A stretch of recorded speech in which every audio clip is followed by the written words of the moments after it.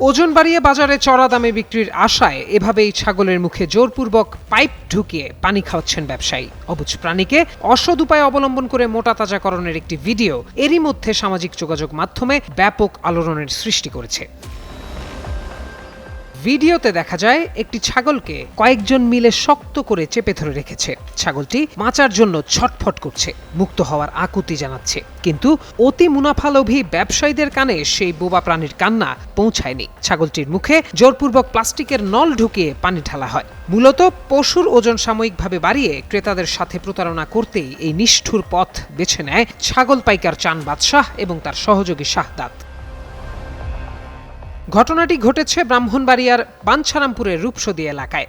গত বুধবার রূপসদী ভূমি অফিসের পাশে ছাগলকে পানি খাওয়াচ্ছিলেন অভিযুক্ত বাদশাহ ও তার সহযোগী। বিষয়টি ভূমি অফিসের পিয়ন আব্দুল মোতালিবের নজরে এলে তিনি এটি ভিডিও করে ফেসবুকে পোস্ট করলে মুহূর্তেই ভাইরাল হয়ে যায়। এই ঘটনায় শনিবার বাঞ্ছারামপুর থানায় একটি জিডি করেন উপজেলার প্রাণী সম্পদ কার্যালয়ের ভেটেরিনারি সার্জন সেরদাতুল ইসলাম। এর পরপরই দুই অভিযুক্তকে আটক করে পুলিশ।